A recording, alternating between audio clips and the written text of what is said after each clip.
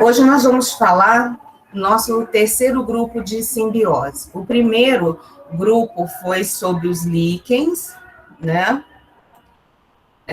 O segundo grupo nós falamos das formigas. Agora não estou lembrando qual é o outro, mas daqui a pouquinho eu lembro. Não, tem a telinha para mostrar para vocês. Depois falamos dos besouros, formiga e besouros. Agora vamos falar de cupins e abelhas, tá? Que é o nosso objetivo de hoje. Se ficar algum barulho no fundo, gente, a culpa não é minha, é da passeata, tá? Então, agora, nesse momento, nós vamos conversar sobre os cupins. Então, nós já vimos que alguns insetos, né, eles coevoluíram se utilizando das interações com fungos, né? E alguns são muito específicos, que nós vamos ver aqui, esses três. Esse aqui, coitado, ele ainda está na sua fase, porque ele carrega o fungo para alimentar o filhote, os besouros, mas carrega um outro fungo que vai destruir o fungo que vai alimentar os filhotes. Então, as pessoas não consideram que essa interação com o besouro ainda está evoluindo. É uma interação mais diferenciada. Voltando às nossas relações simbióticas, né? Mutualística, nós temos as seguintes categorias: aquelas que têm um intercâmbio alimentar muito forte, aquela em que o organismo se alimenta e se o alimento não interagir no corpo de um segundo desse organismo que se alimentou do outro, não vai haver um favorecimento, e também o organismo se alimentou favorece a dispersão. E as defensivas, que são aquelas em que o peixe, por exemplo, dá o exemplo aqui, que um se alimenta do resíduo ou das implicações que está para o outro, e os benefícios aqui é fornecer defesa enquanto o outro se alimenta. Então, esses vocês vão achar lá no Wycliffe, aquele livro tradicional aí da ecologia, essas relações simbióticas, e nessas interações nós vimos que os líquens têm uma interação trófica, tá? Vimos também que os besouros têm uma interação trófica, e hoje nós vamos ver que os cupins têm dois tipos de interações, tem a trófica e tem a dispersiva, tá? Então, nós vamos conversar sobre isso. Como a gente já viu, cupins e formigas, eles são organismos que passaram a ser fazendeiros, entre aspas, né? Esse site aqui, ó, Cupim Proec, Universidade Federal do ABC Paulista, lá edu.br, ele é feito por especialistas em cupins, tá? Inclusive, um deles foi nosso aluno aqui da UFG, há tempos atrás, hoje em dia ele é professor lá na Federal do ABC. Então, eu mandei para vocês o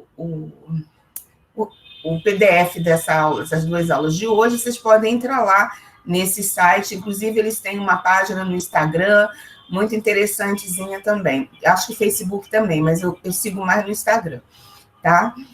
Então, eles são organismos que evoluíram cultivando fungo, e o cultivo desse fungo geraram benefício. Para o cupim, os fungos promovem, por exemplo, o amolecimento de madeira, no caso da interação dispersiva. O fungo facilita essa digestão da madeira para o cupim, e na interação trófica, o fungo vai favorecer a construção do ninho dele também. E a ingestão da hifa é opcional quando eles são aqueles que promovem só o amolecimento da madeira, tá? Para fazer a digestão da madeira dentro do corpo do cupim, aí sim ocorre o processo de ingestão dessas hifas, tá?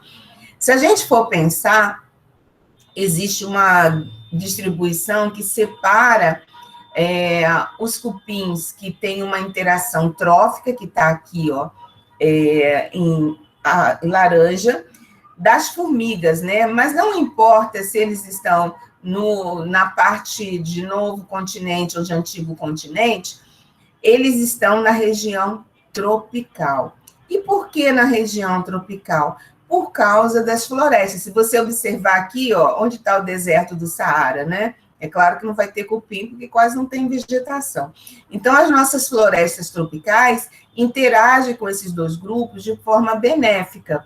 E quando o homem devastou a floresta e coloca as suas cidades, aí começa a ter problema para o homem, né? Invasão de formiga em casa, invasão de cupim, etc, tá? Então, aqui nós temos em rosa as formigas cortadeiras e nós temos aqui em laranja, né, os cupins que interagem muito diretamente com o fungo, ok? Essa relação de cultivo de fungo é considerado essa relação de fungo com cupim o fóssil mais antigo da agricultura de insetos, né? Aquele em que você tem o fóssil, vou mostrar uma ilustração depois, dessas regiões com que os fungos estão interagindo em termos fósseis, tá? Aí, o registro é de 25 milhões de anos, principalmente na Tanzânia, onde eles descobriram vários registros fósseis. Quem quiser depois me fala que eu encaminho esse artigo que está aqui, ó, que vai falar exatamente dessa interação fóssil aí. É esse slide que eu quero mostrar para vocês. O Robert et al., 2016, eles tentaram reconstruir uma filogenia da relação cupim e fungo, né, de organismos fossilizados. O que está em cinza é porque já se extinguiu, que não existe outro, e os outros que estão aqui em coloração escura existem até hoje, né? Se a gente for pensar, a grande maioria está lá, uns 25 milhões de anos. Dentro do que existe até hoje, os macrotérmios são os mais estudados, né? Nós vamos ver outros também, mas esses são os estudados. E eles conseguem separar o cupinzeiro, nós vamos ver depois a organização do cupinzeiro, o tipo de galeria desse cupinzeiro, né? As linhazinhas em branco são os fungos, né? E eles reconstruíram esses esquemas a partir, no livro tem as fotos lá do fóssil, no livro não, no artigo, a foto dos fósseis, né, de cupim e o fungo, e aí eles fizeram um esquema ilustrativo disso, tá? Então, é uma relação muito antiga. Então, essa linhagem de macrotermitine, eles cultivam um fungo chamado Termitomyces, tá? Houve uma evolução conjunta por milhões de anos e ainda continua até hoje nesse processo de simbiose. Os cupins são considerados agricultores especializados de cultivo especializado. E as formigas são agricultores especializados de cultivo não especializado, porque a formiga ela pode cultivar outros fungos. E os cupins só vai cultivar essa espécie de fungo. Então, ele é altamente especializado em Termitomyces, tá? Existem 300 espécies de cupins das mais diferentes linhagens, fazendo simbiose apenas com 4 espécies de Termitomyces. Eles só cultivam Termitomyces, tá? Então, aqui eu botei o Termitomyces, né, uma ilustração dele, aqui a galeria de um cupinzeiro, aqui o formatinho, quase igual daquela ilustração que eles recompuseram, tá? E nós vamos ver um Basidium micota sendo cultivado por diferentes espécies de macrotermitine, dessas subfamílias do cupim, tá?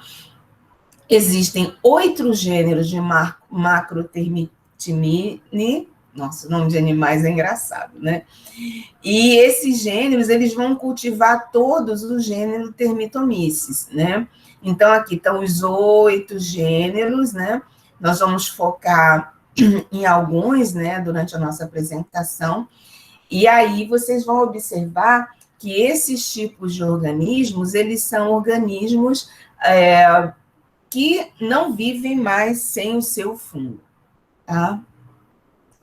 Os cupins agricultores evoluíram adaptações a determinado grupos de fungos, aqui eu não falaria grupo, talvez, isso aí foi o que estava lá no artigo, a determinado gênero de fungos para cultivo, e aí 4 espécies que a gente já viu, e a outra hipótese, né, seria que os cupins evoluíram adaptações apenas em cupins agricultores, né? Os outros cupins não vão ter essa determinação.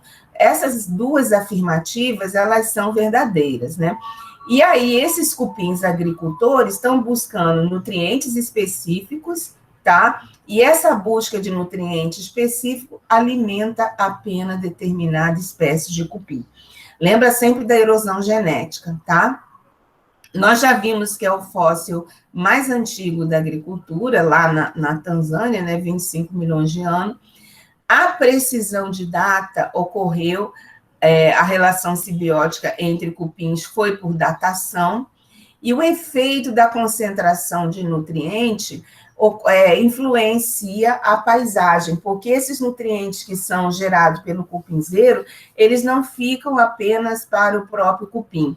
Lembrando que vocês vão ver que boa parte do cupinzeiro é subterrâneo, esse resíduo de nutrientes que o cupim não consegue absorver, as raízes de algumas plantas chegam até dentro do cupinzeiro. Se você for na Mata Amazônica, na Mata Atlântica, que são estruturas mais fechadas, você está andando assim no meio entre duas árvores, você tem um cupinzeiro enorme, porque essas árvores também estão se favorecendo pela reciclagem de nutrientes que a gente tem feito para o cupim. A gente já viu que, assim, existe uma importância enorme de vários organismos, né, com relação ao solo, que é uma coisa que a gente só praticamente o pessoal da agricultura estuda, né, o pessoal da biologia ou de outras ciências, como ecologia e outras ciências voltadas, assim, para a questão de equilíbrio ambiental, a gente estuda muito, muito pouco, tá? Os agrônomos estudam mais porque eles precisam produzir, mas a gente precisa estudar mais solos de floresta, solos de vegetação. Não no intuito de produção em larga escala, mas no intuito de entender as interações que existem ali, né? O que essas plantas e esses organismos estão fazendo nesse solo. Então, os cupins e suas construções, nós vamos ver que não só os cupinzeiros, né? Eles vão fazer túneis também debaixo do solo, porque é como se fosse uma cidade subterrânea. Quando a gente olha no campo, a gente vê, aqui no Cerrado é muito comum, porque a vegetação é mais distante, né? Quem já foi em Emas vê isso, o Parque Nacional das Emas vê isso com maior propriedade. A gente observa que existe um distanciamento entre os cupins. Do lado de fora, a gente não sabe o quanto esses cupins estão interligados por túneis, tá? E essa constante movimentação do solo, ela vai permitir que o material que está muito abaixo da superfície, ele seja descompactado e favoreça a aeração desse solo. E esse material também, devido à ação do cupim, ele vai ser fertilizado também. Então, ao invés da gente olhar para os cupins e detestar os cupins, no ecossistema natural, o cupim vai ter uma função muito grande. Olhando aqui uma estrutura de um cupinzeiro, o monte é o que a gente vê com muita facilidade. Lembrando que do monte para baixo, no subsolo, é que realmente vai estar as casas dos cupins, né? Se a gente observar, existem algumas aberturas, né, alguns canais ao longo desse monte, e aí eles vão denominando de chaminé, que é onde todas as reações que existem aqui formam gases, esses gases vão sair. Outros para a entrada de água de chuva, né? Outros, o que eles chamam de conduítes, são canais muito ramificados por dentro dessa torre, e a gente vai ver um arquétipo quase de uma construção mesmo, né? E aí, o que interessa a gente é onde está o jardim de fungos. O jardim de fungos vai estar na parte superior da galeria, tá? E na galeria, nós vamos encontrar o que a gente chama de pente, que é uma construção que o cupim faz para manter as suas larvas e o restante dos seus indivíduos, e aonde estão as larvas, nós vamos ver que o fungo chega até lá, ok? Para fornecer alimento para esses cupins, tá? Então, é uma simbiose por mutualismo, porque esse micélio, ele vai receber algumas compensações, como a temperatura ideal para ele desenvolver, a umidade ideal para ele desenvolver, que, por exemplo, se ele estivesse num cerrado, na época da seca ele estava extinto, né? Então, ele está aqui embaixo, protegido, né? E vai receber também alguns nutrientes das formigas. Eu até procurei, eu tinha um vídeo muito antigo da BBC, eu procurei ontem, não achei, se eu achar ainda hoje eu mando para vocês, que mostra, eles fizeram esse vídeo no Parque Nacional das Emas, aqui em Goiás, e aí ele mostra como que constrói esse cupinzeiro, né? Eles filmaram e eles aceleram a velocidade e mostra como que esses cupins constroem muito rapidamente. Em 2 dias, eles formam um monte daquele tamanho que a gente vê aí no campo, né? Então, uma construção muito acelerada, tá? Se a gente olhar aquele monte ou torre externa, sempre na base dele nós vamos ter as galerias, e acima das galerias nós vamos ter os micélios com suas respectivas hifas ali emaranhadas, né? O que vai acontecer? Essa galeria, ela é construída com resíduos de madeira que o cupim traz do ambiente. Só que o cupim, muitas vezes, não consegue digerir essa madeira. Aí ele deposita os fungos aqui em cima, os fungos vão amolecendo essa madeira, e a larva vai se alimentando dessa madeira amolecida, e algumas vezes de porções do micélio, tá? As larvas, por si só, não conseguem decompor esse processo de madeira, tá? E uma outra coisa que a gente já vê nessa foto, e que já viu algumas fotos anteriores, é que muitas vezes esse fungo, ele consegue aflorar externamente o corpo do cupim, né? Às vezes a base, às vezes aqui a porção do túnel, mas é mais fácil a gente ver na base. Não sei se vocês vão lembrar da primeira foto que eu coloquei lá. Então, eles conseguem sair. Então, quando o basidioma se desenvolve, ao contrário das formigas, né? Porque as formigas, quando o basidioma se desenvolve, significa que o formigueiro está velho, que vai morrer. E aqui não, o cupim permite ao fungo fazer o seu processo, completar o seu processo reprodutivo e deixar os esporos fora no solo. E depois a gente vai ver por que isso é importante para o cupim, tá? Essa torre externa ou monte, e mais as galerias e túneis, elas vão ser importantes, né? E isso mesmo, ele buscando mexer nesse solo para essa construção, ou interligando os formigueiros, as galerias, né? É o mesmo formigueiro, o mesmo cupinzeiro, né? Porque eles estão interligados por túnel, faz uma constante movimentação desse solo, permite que o ar entre nesse solo, grandes quantidades materiais da parte profunda, ela é transportada para fora, para a construção desse monte ou torre, tá? E aí vocês vão observando que esse movimentar do cupim, ele vai descompactando e aerando o solo, que vai ser importante para as raízes das plantas que estão ali ao redor do cupinzeiro, tá? Então, isso é muito importante. Só lembrando que a setinha azul é o solo que ele vai trazendo para construir a sua torre.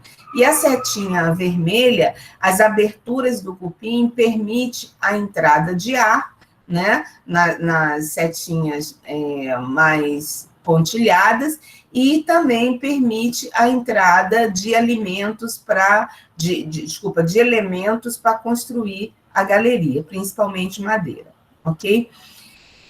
Como que vai fazer esse processo de amaciamento de madeira, né? É muito interessante. O cupim, ele voa, sobrevoa, né, no ambiente, ele vai pegando porções de madeira, ele vai engolindo essas porções de madeira, e aí ele ele elimina uma secreção chamada de pseudofezes, tá? E essas pseudofezes é que vão construindo a galeria, né? Em inglês eles chamam de combo de fungos, né? Que vai construindo essa galeria. Então, existem alguns cupins que ficam fazendo exclusivamente isso, e outros que vão fazer esse processo de busca de elementos para essa galeria.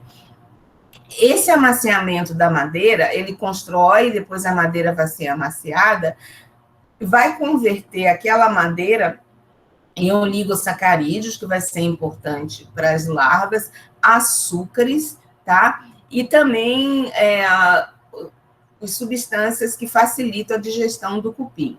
Então, isso aí vai contribuir com a fixação de nitrogênio e alimento para as larvas, né? Então, e outra coisa também, os cupins que voam, na hora de construir aqui ó, o cupinzeiro, essa pseudofezes vai servir de colinha para os grãos de areia, os grãos de solo. Então, tem um cupim que busca o solo, o outro, com a porção do abdômen com a pseudofezes, vai colando os grãos de solo, como se fosse um cimentinho para formar a torre do cupinzeiro. É esse vídeo que eu falei que eu queria ver se eu encontro e que eu não estou encontrando. Por conta daquele computador que eu já falei para vocês que eu perdi o computador inteiro, né? Os fungos cultivados em galerias, as galerias são formadas por macerados de madeira, né? Foi lá, pegou um pedaço de madeira, trouxe para cá, comeu essa madeira, depois excretou como pseudofezes a madeira, parte da madeira com líquido, e ele vai agregando e vai formando essas estruturas aqui que está em amarelinho mais claro, né? Um cremezinho, tá? Que são chamados de pentes. Né, eles vão formando ali embaixo, na parte basal, as galerias, e as galerias têm espaços, e esses espaços, as laterais e suas paredes, são chamados de pente. Geralmente, é material lenhoso, macerado, o cupim foi lá, mastigou, ele não digere, ele engole, bota em partículas menores, e junto com substâncias que estão dentro do seu corpo, ele vai expelindo, né, e vai construindo. Geralmente, as madeiras são recolhidas pelos trabalhadores, mastigado, engolido e evacuado rapidamente, né? Essa mistura de macerado lenhoso com algumas substâncias do corpo do cupim. Ela não é praticamente digerida, ela é só particulada. É como se você colocasse num processador a madeira, ela saísse em pedaços, que fosse suficiente para circular no corpo do cupim, e ele vai excretando aqui com as pseudofezes. Essas pseudofezes, elas são transportadas por esses trabalhadores que foram lá buscar as madeiras no ambiente, e elas vão formar o que a gente chama de ninhos, tá? E isso é utilizado para moldar essa parede aqui das galerias, que é muito importante. Então, a gente tem a torre do lado de fora, aqui exagerada a abertura, né? E aqui, bem subterrâneo, a gente vai ter as galerias, e essas galerias são formadas por pentes. Esses pentes são construídos com aquelas pseudofezes, que nada mais são que os macerados de madeira, com o fluido corporal do cupim, que ele vai vindo e ele vai depositando. E esse espaço que está aqui vai servir para depositar os ovos, e as larvas vão se alimentar dos fungos que vão estar aqui. Na porção superior aqui do cupinzeiro, vai ocorrer o desenvolvimento do micélio do fungo, que vai penetrando nessas galerias e ajudando ainda a decompor também. Então, o material coletado, transportado e construído essa câmara subterrânea, tá? Desculpa, construído a galeria, e dentro da galeria vai ter a construção dos pentes, o cupim vai escavar, fazer um espaço grandão, e os outros vão trazendo e vão construindo esses pentes. Isso vai servir para nutrição de larvas e adulto. A porção superior nutre a larva e a porção inferior vai nutrir os adultos, tá? Então, a gente tem aqui, ó, na porção inferior, um adulto se alimentando já dessas porções de fungos que vão crescer em cima desse pente, ok? E aí fecha todo o processo, né? Como um todo. Quando vai observar um cupinzeiro novo, né? A gente vai ter que semear também os fungos, né?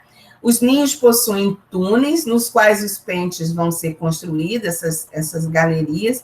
As pseudofezes, que é a madeira particulada, e aqui a gente tem, junto com as pseudofezes, né, formando essas galerias. E o que acontece? Outros cupins vão buscar o esporo de fungo no solo específico para que esse esporo também germine aqui dentro, e ao germinar ele vai recobrindo esse pente que vai servir de alimento. A madeira que está articulada na pseudofezes, né? E mais o fungo que vai ajudar a amolecer ainda essa madeira que endureceu quando saiu do corpo do cupim, né? A madeira particulada, vai ajudar a alimentar principalmente as larvas, né? As larvas ficam aqui dentro se alimentando, tá? Então, é uma relação muito diferente da formiga que foi lá, pegou a sua folhinha e fez sua fazendinha. Não, ele já tem que trazer o material dentro do corpo dele, já ir. Então, quando tem aquela revoada, muitas vezes de cupim, que é outra relação diferente dessa que eu estou falando, mas eu vou falar um pouquinho mais à frente, tudo tem a ver com alimentação de larva, principalmente. E é importante que o Basidium micota emita externamente os seus esporos para que, na hora da construção do pente, outras formigas busquem esse esporo para colocar na galeria, no mesmo espaço onde ela vai colocar o ovo, tá? Qualquer pergunta pode interromper, ok? Então, os cupins cultivam fungo nas paredes dos túneis. Esse fungo cresce para a parte superior da galeria. O fungo vai ser fonte primária de alimentação das larvas também, mas o fungo vai ajudar a amolecer essa estrutura que endureceu, formada por pseudofezes, tá? Os cupins vão aumentando a ninhada, com fonte nutricional dos fungos, né? E também com fonte nutricional dessa madeira já mastigada. Isso aqui lembra, igual os índios fazem, que mastigam os alimentos e colocam na boca dos filhos, aqui o cupim mastiga, excreta e constrói uma galeria que vai endurecer. Ele traz o esporo de fungo germina, começa a amolecer muito mais para que a larva possa se alimentar disso e o micélio começa a crescer para a porção externa, tá? Aqui, ó, tá mostrando já uma galeria com os seus pentes e o micélio crescendo, formando o basidioma aqui do lado de fora, para deixar os esporos aqui, porque se ele for fazer outra galeria, ele vai precisar buscar esses esporos aqui fora também. Então, é um trabalho muito acentuado, né? Quais são os benefícios que, nesse caso, o cupim oferece para o fungo? O ambiente adequado para o crescimento do fungo, a gente vai ver depois, acho que mais à frente tem uma ilustração aí sobre isso. Proteção e temperatura ideais, lembrando que os cupinzeiros estão nos trópicos, a temperatura dos trópicos geralmente ela é, em alguns casos, bastante elevada, e ele vai precisar manter dentro desse cupinzeiro uma temperatura ideal para as larvas e para o fungo, que vai ser praticamente a mesma. Outra coisa, os cupins, eles selecionaram linhagens resistentes de fungo que possam interagir com eles, tá? E aqui não é formigueiro não, gente, desculpa, é cupinzeiro, tá? Cupinzeiro. No material de vocês consertam, que fica fazendo as duas aulas ao mesmo tempo, a gente enlouquece, né? Que possa interagir com o cupinzeiro, e isso beneficiou o quê? O melhoramento genético. Lembrando de novo da erosão genética, esse fungo não tem condição mais de viver ambientalmente se ele não se alimentar daquelas galerias, daqueles pentes que são feitos por pseudofezes de cupins, tá? E da mesma forma, a larva do cupim não tem como crescer se ela não depender das enzimas do fungo que vão decompor os pentes, e ao mesmo tempo que ela se alimenta do pente, ela se alimenta do fungo, tá? Então, isso é uma interação muito forte. O cupim protege o fungo, principalmente contra contaminantes nocivos, porque uma vez que ele está naquela construção bastante específica, eu não mencionei aqui, mas do lado de fora do cupinzeiro tem bastante Ascomicota mitospórico, que vive naquele solo ali, interagindo, e esses ascomicotas secretam bastante antibióticos, antimicrobianos. Então, o cupinzeiro como um todo, ele fica praticamente altamente protegido, ok? Esse aqui é o fungo, né, que sai do cupinzeiro, aqui é a base do cupinzeiro. Esse fungo, ele também é comestível, as populações nativas, elas da África e da Ásia, elas pegam esse fungo, para você saber o tamanho desse basidioma. Eu vi um vídeo esses dias, o pessoal pega esse basidioma aqui e põe dentro de uma frigideira média, ele ocupa a frigideira média. Então, ele é um cogumelo bem grande, é uma fonte de alimento. Então, além de toda a interação que tem nesse cupinzeiro, o ser humano e animais, né, também se utilizam desse basidioma para alimentar. Então, eles sabem que na base do cupinzeiro eles vão ter recursos alimentícios, tá? Os basidiomas são expostos porque, uma vez os esporos depositados fora do cupinzeiro, existem cupins especializados em recolher esses esporos para levar lá para a galeria. Lembrando que, para ele produzir o basidioma, o cupim vai selecionar sempre esporos que garanta que a reprodução seja heterotálica. E a produção desse basidioma não indica que o cupinzeiro está velho, está se extinguindo, tá? Aqui, só para a gente ter noção como funciona, após a revoada dos cupins, o que vai acontecer? Elas revoam a casalo e elas começam a escavar, e começam a formar inicialmente o espaço aonde vai ser formada a galeria. E aí eles colocam ovos, né? A fêmea, estava vendo que acho que é 1.000 ovos por dia por fêmea, uma coisa assim absurda. Colocam ovos e germinam os primeiros soldadinhos, eles saem em busca dos esporos dos fungos, e também em busca de madeira para ele formar a sua pseudofezes, tá? E aí começa a construir aqui embaixo a galeria e já depositar os esporos de fungo.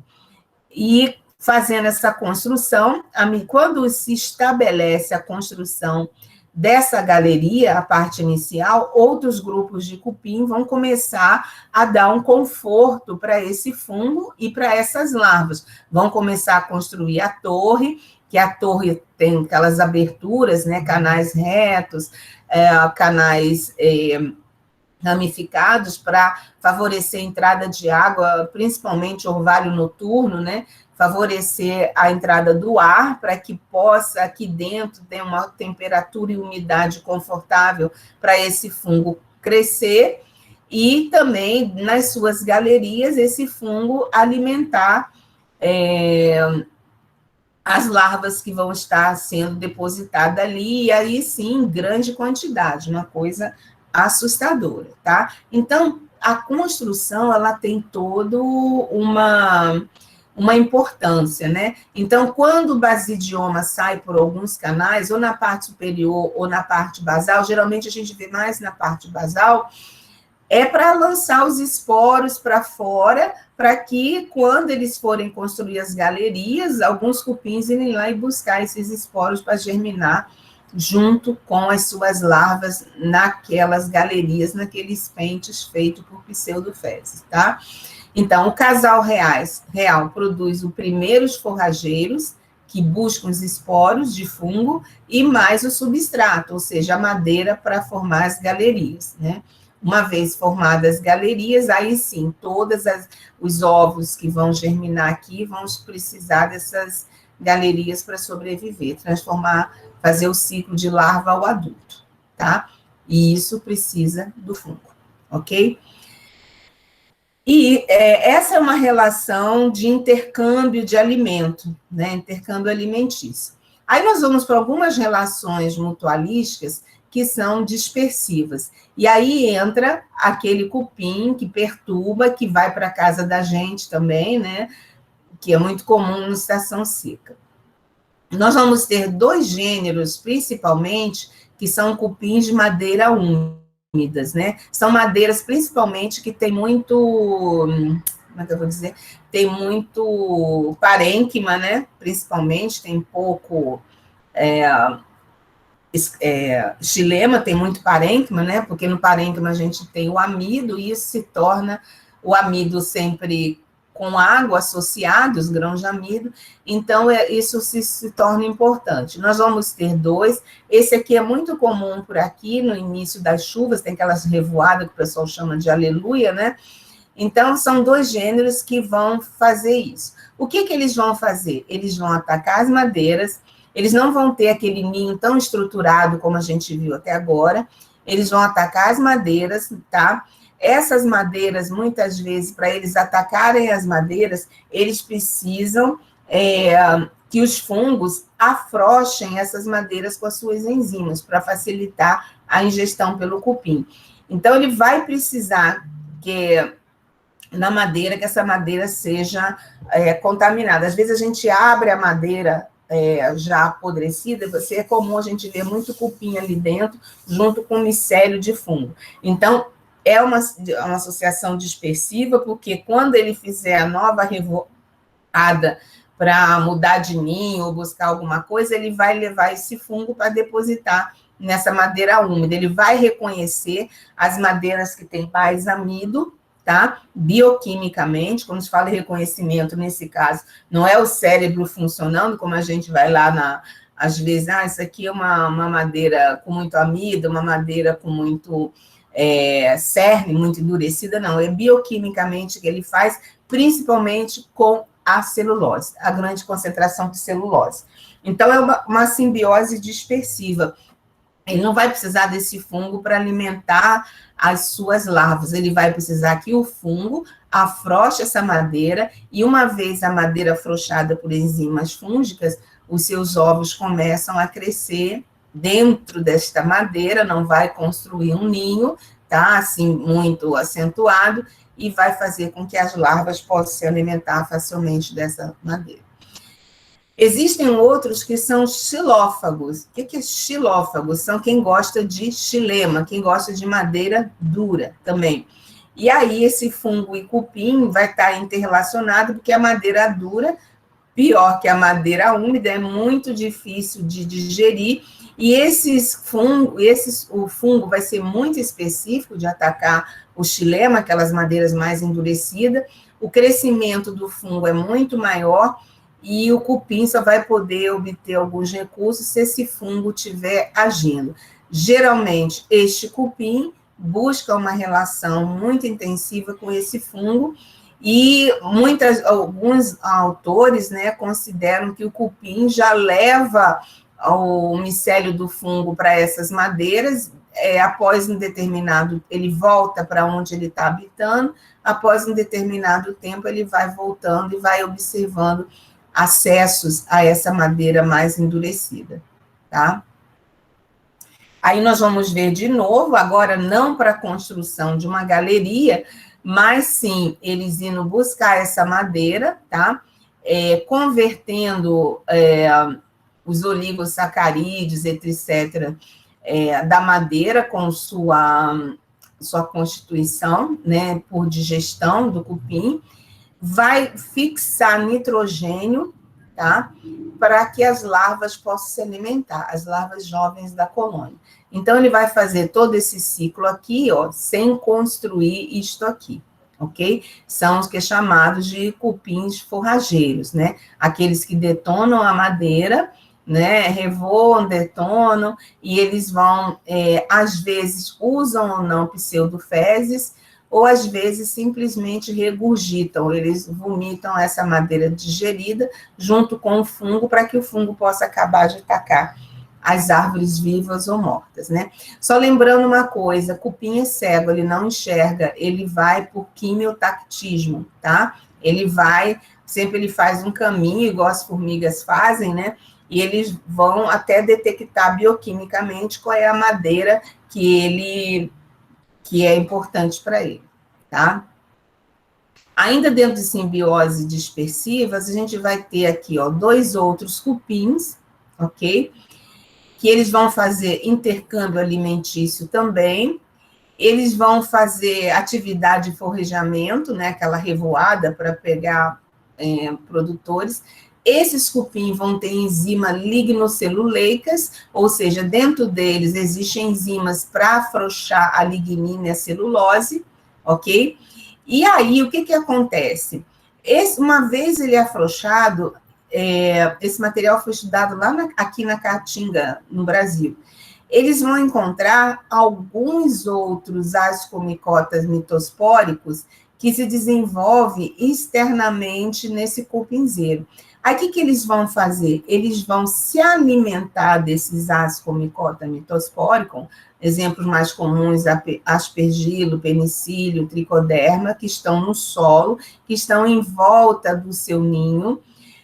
Uma vez que eles se alimentam, são esses fungos que vão produzir dentro do cupim essas enzimas que vão digerir a madeira. Vão viver simbioticamente no trato digestivo do cupim, né?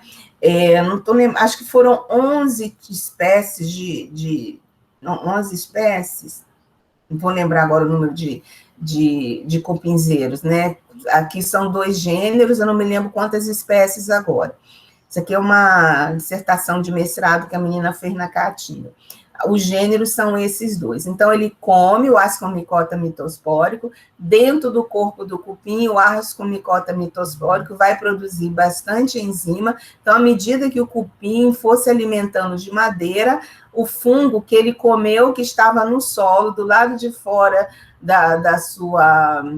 do seu ambiente de sobrevida, vai fazer a digestão da madeira dentro dele, e ele vai se alimentar pelos compostos dessa madeira.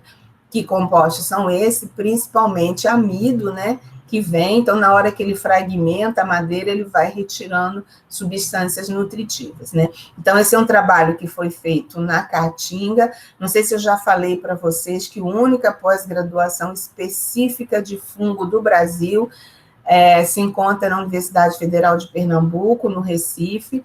Então, se você procurar qualquer tipo de estudos de fungo, vai estar lá. No IPTESP, a gente tem o professor Jadson, né, que trabalha com fungo endofítico. Eu tentei trazer ele para dar uma palestra para a gente, mas a agenda dele estava muito estranha, né?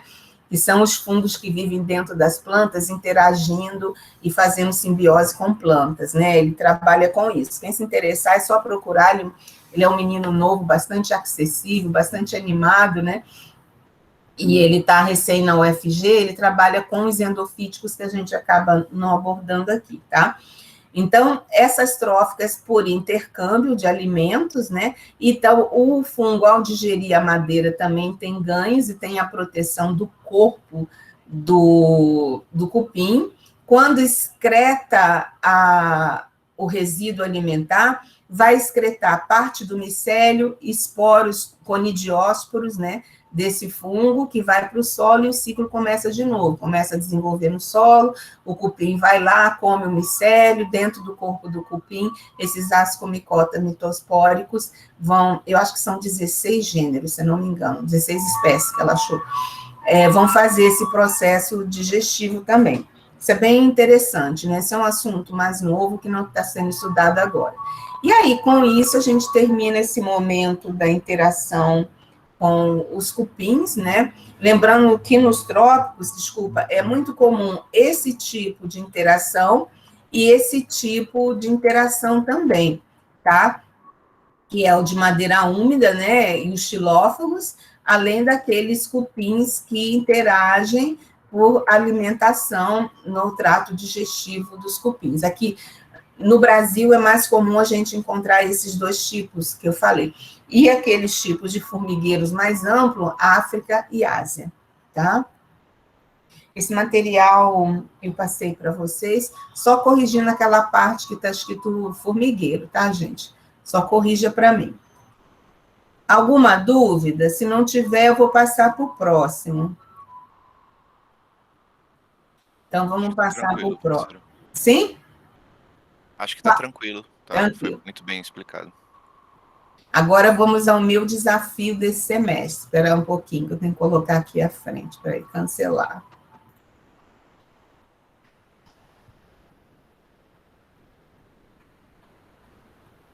Eu acho que foi o Patrick que me desafiou eu buscar isso aqui.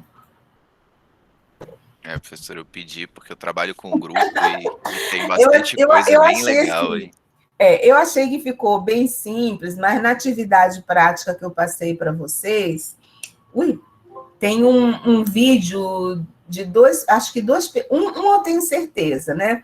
Que é o pessoal da USP que trabalha com isso, e que está bem interessante esse vídeo, que ele mostra lá os fungos, como que produz, e fundamentado nesse artigo do pessoal da USP, da Unifesp também, a gente acha muito, assim, apicultor, que é aquele pessoal que aprendeu no dia a dia a trabalhar com essas abelhas, tá? A gente não acha muito a questão científica disso em termos de vídeo para a gente mostrar. Se você for olhar essas abelhas que interagem com fungos, as pessoas mal falam dos fungos com ela. A gente tem que ir atrás de artigo, e é muito artigo. Então, nós já vimos formigas, acabamos de ver os cupins, já vimos os besouros, nós vamos ver agora a interação com as abelhas, tá? A interação com as abelhas é uma interação de intercâmbio de alimento, é uma interação trófica, é um mutualismo trófico, tá? Então, a começar essa, como é que eu vou falar? Essa árvore filogenética, ela está horrível para ler, nem eu consigo ler, imagina vocês. Mas uma coisa que eu vou chamar a atenção, tá vendo essa seta aqui, ó? Vamos prestar atenção. Quando a gente lê uma árvore dessa, aqui tem um grupo externo, ou seja, aquele grupo que é irmãos dessas abelhas, tá? Então, os grupos externos vai me mostrar que quem está próximo do grupo externo é mais primitivo, quem está afastado do grupo externo é mais avançado. Então, nós vamos ver que as abelhas sem ferrão, elas vão estar aqui nas meliponine, que estão bem afastadas do grupo externo. Então, elas são mais avançadas, né, evolutivamente. Aqui nessa ilustração, não tem os gêneros aqui do Brasil, mas tem, na ilustração, a gente tem essas abelhas aqui, sendo um posicionamento mais avançado. Tem um vídeo que eu não mandei para vocês, que é de um professor da USP, eu não mandei porque ele não fala da interação com o fungo, tá? Ele fala que eles acharam que, por ser mais avançada, o nome do homem é muito engraçado, é Ralph, até anotei aqui em algum lugar, Klaus Hartenfelder. Ele fala, por elas serem avançadas, elas eram para ter um trabalho genético muito mais, assim, desenvolvido. E simplesmente não, nas abelhas tem esse reverso, né? Então, nós vamos ver que essas meliponines são as abelhas que cultivam os fungos de maneira decisiva para que a sua larva possa se desenvolver, tá? O sucesso de insetos sociais como um todo, eles têm que controlar as condições climáticas do ninho. Que condições é essa? Temperatura, umidade, né? Tem que estar ali bem controladinho. Eles têm que ter uma estratégia para lidar com a heterogeneidade térmica. A gente vai ver que esse grupo tem uma distribuição tropical, quer dizer, ambientes que são muito quentes, né, principalmente no verão. E essa distribuição tropical, muitas vezes, a gente sabe, por exemplo, a Cuiabá, Rio de Janeiro, Manaus, às vezes chega a 45, 50 graus durante um verão. Então, ela tem que, dentro do seu habitat, controlar isso. Nós vamos ver que existe consórcios com outros grupos biológicos, especialmente fungos e bactérias, as guildas, né, que a gente fala. E bactéria aqui, eles vão chamar o que era antigamente fungo chamado Actinomycetes, que hoje em dia se chama de actinobactéria. Então, são bactérias que têm o mesmo tipo alimentar dos fungos, tá? Produção de enzimas, né? Absorção, digestão externa, e hoje em dia elas estão lá em bactérias, actinobactérias. Dentro desse grupo, as abelhas sem ferrão são aquelas que se especializaram muito com os fungos. Elas dependem do fungo para o seu ovo crescer. Se não tiver fungo, a gente vai ver por quê daqui a pouco. Se não tiver fungo, esse ovo não vai crescer, não vai se desenvolver em larva. Vai ter uma taxa muito baixa de sucesso, eu acho que é 8%, uma coisa assim. 80% dessas abelhas, elas são, a polinização das matas nativas são responsáveis 80% pelas abelhas. O pessoal fala, mas tem ave, tem borboleta, tem não sei o quê. Não, a árvore e a borboleta, elas vão carregar o pólen ocasionalmente. A abelha transporta o pólen mesmo, visitar ela gruda nas patinhas, né, muitas vezes, ou então ao longo do corpo inteiro. Então, é aquela máxima que se você acabar com as abelhas, você acaba com a fertilização dos ambientes, principalmente os ambientes preservados, tá? O risco de extinção está diretamente relacionado aos vegetais, se não tiver as abelhas polinizadoras. Então, vai ter extinção dos dois, tanto das abelhas quanto das plantas que são polinizadas. Aqui ele coloca uns exemplos de várias abelhas, espécies, formatinho do corpo, de várias espécies de abelhas sem ferrão, que depende do seu... do fungo, tá? Vou chamar a atenção dessa aqui e dessa aqui, que eu vou falar daqui a pouco. O primeiro nome não consigo pronunciar sem ler, tá? Mas essa é uma das mais estudadas, ok? Inclusive, eu acho que até no vídeo da professora da USP, né, ela cita o exemplo desta abelha que está aqui. Como eu já falei para vocês, como eu não consegui localizar trabalhos com, tipo, abelha jataí, que é outro gênero, que não é essa aqui, mas eu vou apresentar ali à frente, porque tem muito trabalho, assim, até os vídeos da Embrapa, eles são vídeos para produtor, eles não chegam lá e não contam uma história, como o vídeo que eu passei para vocês lá da professora da USP conta, que tem uma história acadêmica mostrando que realmente o ovo depende do fungo, tá? E a gente vai ver por quê. Então, essas abelhas sem ferrão, que estão todas dentro daquele grupo Meliponine, que é um dos mais avançados, são as nossas, principalmente as abelhas nativas que temos aqui no Brasil. As outras abelhas, as africanas e as europeias, elas foram introduzidas, tá? Que são aquelas mais agressivas. Existem em torno de 400 espécies, né, distribuídas na região neotropical, principalmente, menor capacidade de termorregulatória da colmeia, então, por isso que ela precisa estar no trópico, porque ela não consegue, em ambiente frio, manter uma temperatura ideal, a gente vai ver mais à frente essa temperatura. A melhor atuação na evolução da diversidade de estratégia para manter essa temperatura interna, e a gente vai ver como que esse ninho é mantido internamente, tá? A ventilação e a coleta de água para resfriamento evaporativo no ninho, quer dizer, a água, ao evaporar, quanto mais água ela traz para o ninho, mais ao evaporar, ela faz um sistema, entre aspas, de ar-condicionado naquele ninho, para que ela possa manter uma temperatura ideal. Esse estudo do Volete Neto, ele trabalhou apenas com uma coisa chamada termorregulação de temperatura, tá? Em Meliponine. Então, o ninho, ele tem que estar numa temperatura ideal acima de 24 graus, ok? E aí, essa temperatura ideal, inicialmente, é bom para o desenvolvimento dos fungos, mas precisa chegar entre 32 e 37 graus, aonde nós vamos observar a temperatura ideal para a sobrevivência das larvas. O que vai ser importante para a sobrevivência da larva? O fungo se desenvolver. Então, é uma temperatura em que o fungo cresce bastante, cresce suficiente para alimentar essas larvas. Então, dentro da colmeia, tem que estar numa temperatura onde ficam as larvas lá dentro, conservada mais ou menos nesse valor, porque se baixar, o fungo cresce muito lentamente e vai ter escassez de alimento para essa larva, tá? Então, aqui é Scaptotrigona depilis, que é essa que vocês vão ver lá no vídeo, tá? Também. Ela é conhecida como mandaguari, canudo, torce-cabelo. Nós vamos encontrar essa abelha, principalmente do centro-oeste em direção ao sul do Brasil, tá? Ela é uma abelha que tem uma distribuição bem tropical, até subtropical, né? E ela é o que a professora do vídeo que eu passei para vocês lá na atividade estudando, ok? Então, nós vamos observar que essa espécie, ela tem um ninho bem diferenciado, né?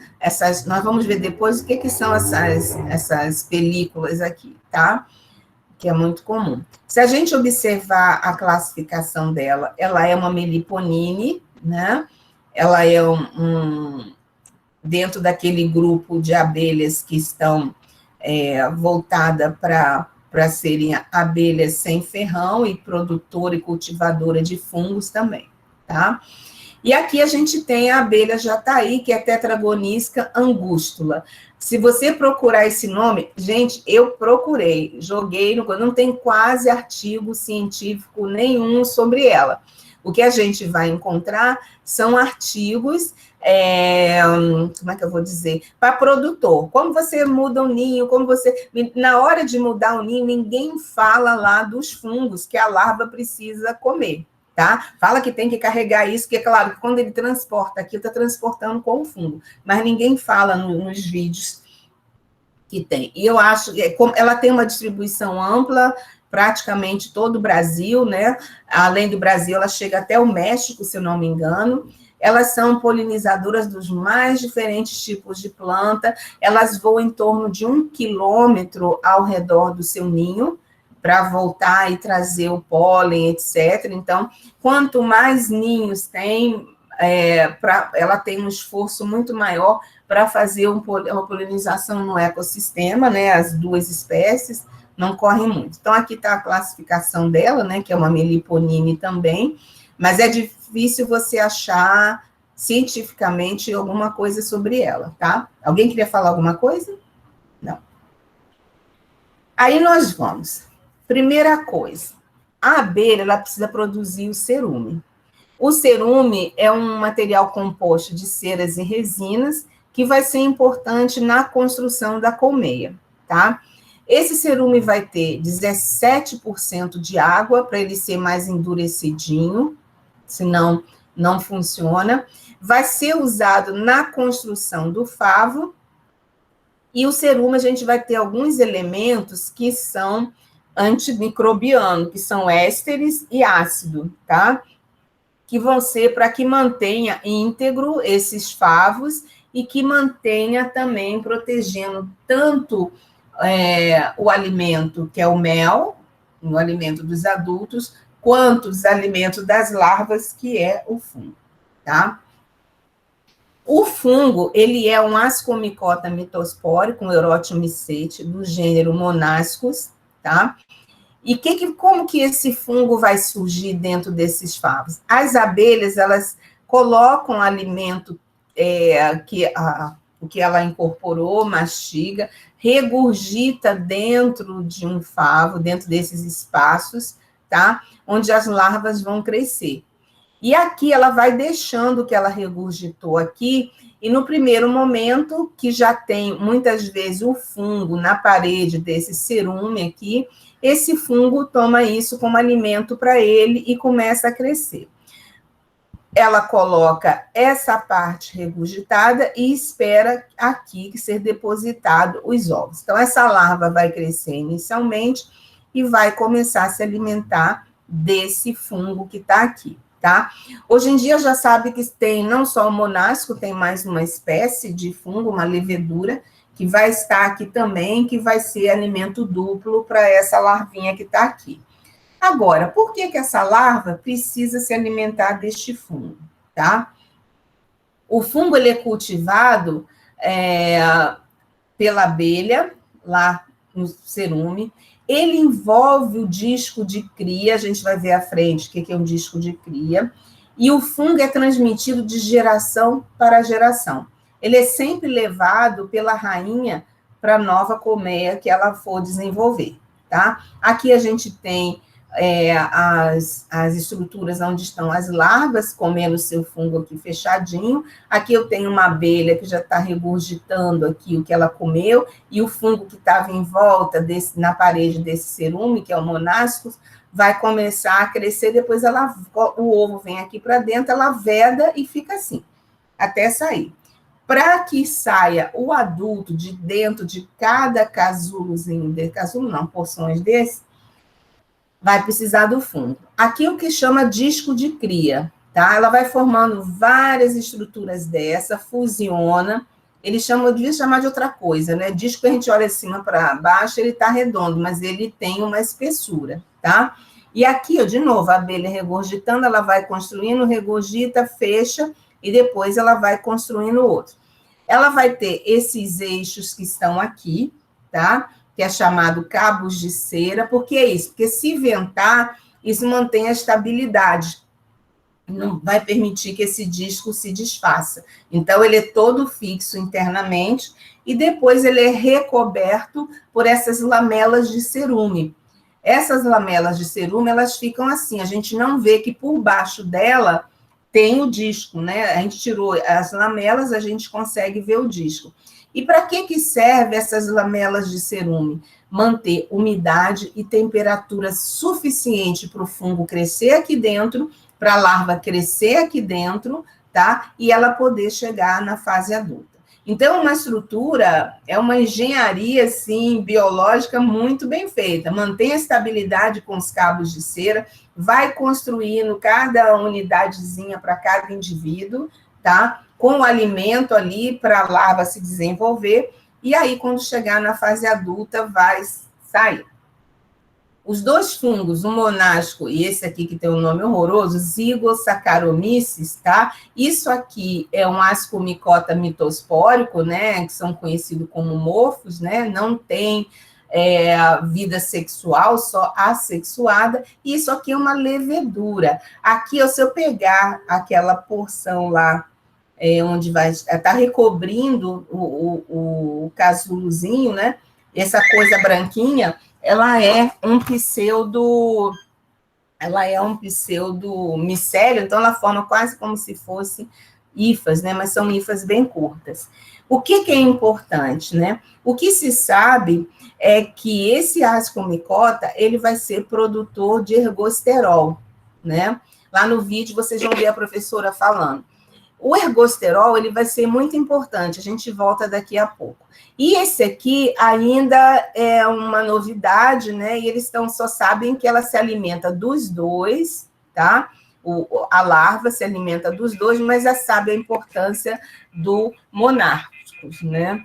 Que a gente vai ver um pouquinho à frente. Então, nas células de cria, né? Essas estruturas, ela está chamando células de cria aqui, ó, cada cilindrozinho desse aqui, ó, chamado células de cria. Ela chama nesse artigo aqui. Nas células de cria, as larvas vão se alimentando também, as larvas daquela S. depilis, né? Vai se alimentando dos dois fungos que estão lá dentro, tá? Mas o monástico, eles vão ser importantes. O fungo é transmitido de geração em geração e tem que ser levado para a nova colmeia, porque senão as larvas não se desenvolvem. As abelhas colocam a comida regurgitada dentro desses espaços, que vai ser chamado de células de cria, para crescer. O fungo começa a se desenvolver também naquele material regurgitado da abelha, começa a crescer, e aí a larva vai se alimentar desse desse fungo. O ovo vai eclodir, a larva começa a se alimentar desse fungo, que vai ser alimento essencial para ela sobreviver. E agora já se sabe que são dois fungos, uma levedura e um ascomicota mitospórico. Desculpa, gente. Aí, nesse mesmo trabalho do pessoal da USP, eles fizeram uma coisa bem interessante. Eles pegaram as abelhas que são sem ferrão, que dependem dos fungos. Em azul, a gente vai ter as abelhas que estão, os grupos que estão associados com a levedura. Em laranja, os fungos que participam dessas colmeias, que são aquele monástico, que é o que forma um micélio maior, que tem importância para o desenvolvimento. Aí, os nomes em vermelho estão altamente associados à abelha. E os nomes que estão em negrito aqui, ó, aqui, o Monascus argentinensis e usou Saccharomyces hoaxi, vão estar associados a essa abelha sem ferrão, a S. diffilis. Especificamente, eles só alimentam especificamente esta abelha. Os outros não, eles vão estar em abelhas sem ferrão também, em outras espécies, mas não vão ser uma associação tão íntima, né? Então, associação íntima eu tenho 2, né, que vão estar relacionados com isso. Esse trabalho é muito interessante, depois quem me pedir, pode ser. Então, nesse sentido, nesse ciclo, o ovo eclode, a larva começa a se alimentar do fungo, né, e come, quanto mais o fungo cresce, mais a larva se desenvolve. Esse alimento é crucial para a sobrevivência dessa larva, porque o fungo vai produzir o ergosterol, que daqui a pouquinho a gente vai ver a importância do ergosterol. 72% das larvas se desenvolve se alimentando exclusivamente do fungo. E 8% das larvas podem não se alimentar do fungo. Então, é uma percentual muito grande de dependência deste fungo, tá? Para a gente ter cada vez mais. Então, o fungo vai ser a diferença entre a vida e a morte dessas abelhas sem ferrão, especificamente. O monástico, ele vai produzir ergosterol. O ergosterol é uma substância que faz parte da dieta das larvas, porque ele é o precursor do hormônio da metamorfose, tá? Sem o ergosterol, a larva não chega à fase adulta, ela não faz as suas transformações. E esse ergosterol vem do fungo, e especificamente do fungo monástico. Aquela outra levedura que se alimenta, eles não dizem assim a que ponto, se fornece ou não ergosterol, não deixa claro no artigo, mas eu acho que a outra levedura vai servir dentro daquela célula protetiva lá, vai servir como alimentação, tá? Complemento alimentar. Então, incluído nas dietas das abelhas sem ferrão, ele é um fator nutricional importantíssimo para chegar à vida adulta, do ovo à vida adulta. Se não tiver ergosterol, não tem, na maioria das espécies, em torno de 72%, não tem chegada à vida adulta, tá? Aqui nós vamos ver já as abelhas saindo das células de cria na fase adulta, né? Aqui o disco de cria. Elas vão atingir a maturidade mais rápido, quanto mais incorpora o fungo, quanto mais a temperatura ideal e a estabilidade do disco de cria. Lembra que ele tem uns eixozinhos que segura ele e tem essa película que o envolve. Então, tudo isso tem que estar numa temperatura ideal para o ovo chocar, né, se transformar numa larva, o fungo crescer, então tem que estar aí dentro, não importa a temperatura de fora, tem que estar em torno de 32 a 37 graus para que isso possa acontecer. E à medida que o fungo cresce, se incorpora o ergosterol, favorece a metamorfose chegar as abelhas na vida adulta, tá?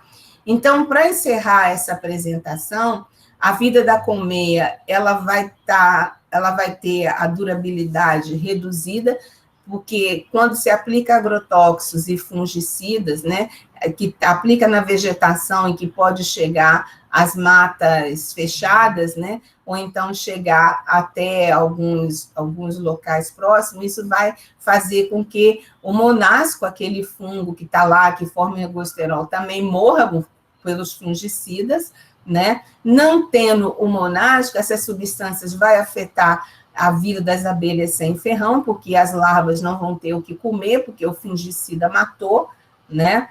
E a abelha não vai conseguir construir efetivamente um favo seguro, porque o fungo, inicialmente, ele vai estar lá no cerume, tá? E não vai um favo seguro para as suas larvas, e os fungos não vão se desenvolver adequadamente. Ela até pode regurgitar, construir um favo com aquele cerume, mas o cerume não vai ter os fungos, né? E que vão estar inoculados nele. Então, a sobrevida da abelha é muito reduzida, é o que a gente anda vendo atualmente, né? Que os agrotóxicos e fungicidas, eles são capazes de eliminar esse grupo de organismos, ok? Então, era isso que eu queria falar para vocês. Alguma dúvida?